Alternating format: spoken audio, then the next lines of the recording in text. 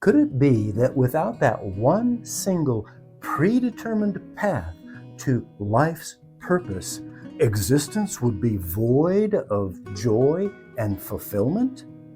But what if that path is more personal than mandated?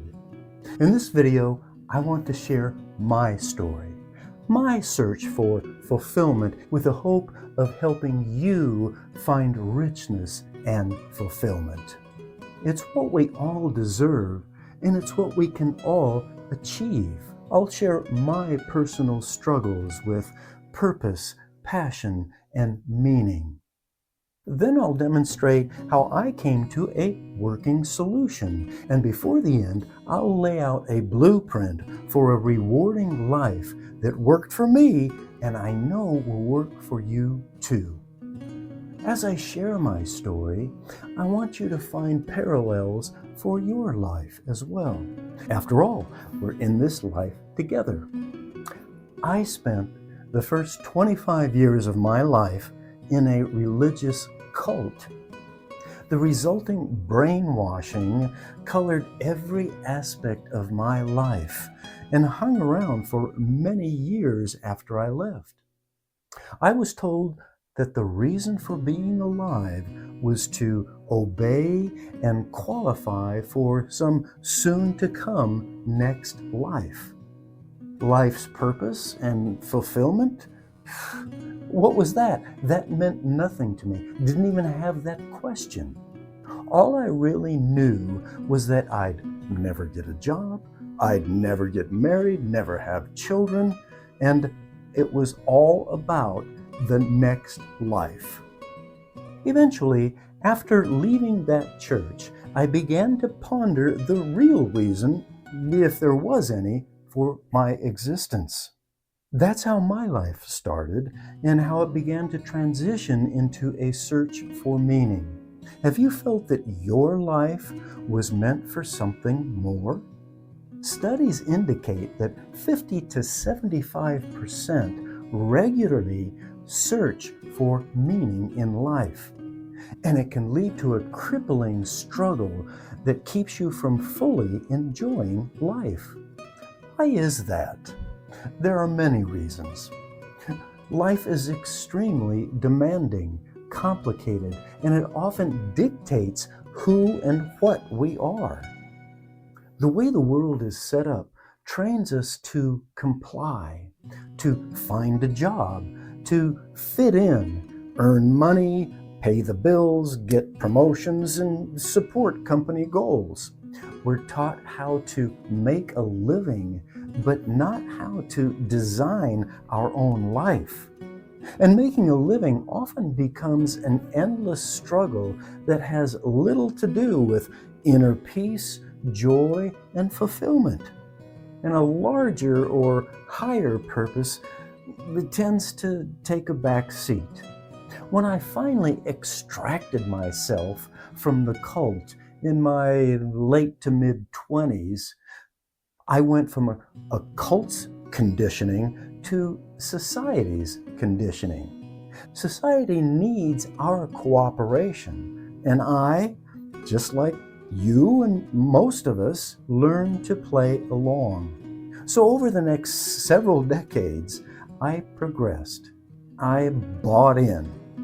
Over dozens of jobs, businesses, ventures, investments, and partnerships, I learned. But it was a struggle. We moved 18 times in our first 20 years of marriage, always for a new job, a new opportunity. My cult years were behind me, but the way this new life was unfolding made me wonder if this is all there was. You have similar stories, I know. Time goes by, years go by, we keep our nose to the grindstone, we're fighting to keep things going, to keep our heads above water, to get through the day, to get to the weekend, and weekend after weekend, and yes, year after year.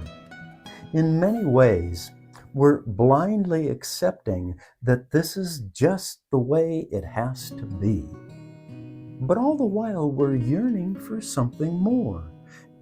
This yearning never really leaves us. We search to find that one single purpose that will change everything. Is that you right now? Well, I looked and looked, but I just couldn't see it. More research led me to Carl Jung's book, Modern Man in Search of a Soul. And I read, quote, "Your vision will become clear only when you can look to your own heart.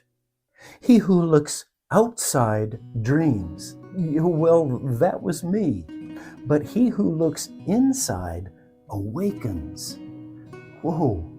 I began to realize I could waste my entire life searching for that one single answer or purpose. And it's in me? I started to see that a purpose-filled life was right here all along. I've come to accept that there's really no single mandated life's purpose that you must struggle all your life to find. Instead, a full and rewarding life is about the way we navigate our path. It's the journey itself, not some endless search, not some end-time reward. What we're really missing in life is meaning. And that meaning is inside of us. Joseph Campbell, in his book, The Power of Myth, said, "Life itself has no meaning. Each of us has meaning, and we bring it to life."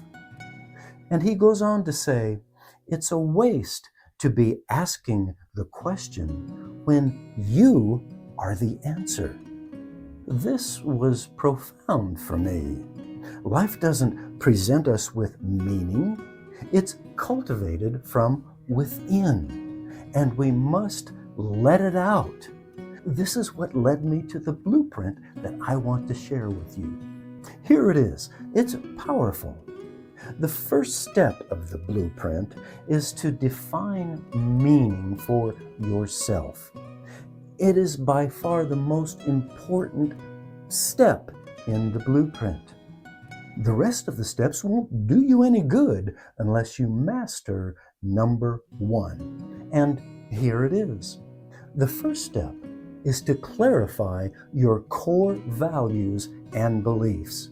Identify what truly matters to you and use it as your compass. Now, to do this, the first thing you must do is bring past peak moments to mind. When were you the happiest, the most fulfilled? List the values that you were honoring at those moments. Then, still within this first step, is to examine your reactions to life, whether joy, anger, excitement, frustration, all of them point to your core values and beliefs. Next, ask yourself why. Several times. Every time you answer, ask why again. This is how you'll go deeper into your core values. Finally, in discovering your core values, ask yourself, what would you miss the most if it was taken away? Now that you've done all this, make a list of your most important values and beliefs and apply them to the rest of the blueprint. Here's number 2. Reframe your personal actions and your work actions. Align your personal and work routines with your values to find meaning even in the little everyday things. And build meaningful relations with your coworkers to foster collaboration and trust. Here's step number 3. Set meaningful personal goals. Don't neglect life outside of work. Work won't always align with your own personal values. With your values and beliefs now identified, the creation of personal goals becomes so much easier. Here's number 4. Practice gratitude and mindfulness. Stay present as often as you can. Put stay present signs on your desk, on your computer, in your phone. Remember that each moment actually is your life. Here's number 5. Cultivate relationships and connections. Invest in meaningful relationships, whether you're naturally a social being or whether you're naturally an introvert. Even a relationship with nature could provide deep meaning for you. Now, number 6, embrace flexibility and growth.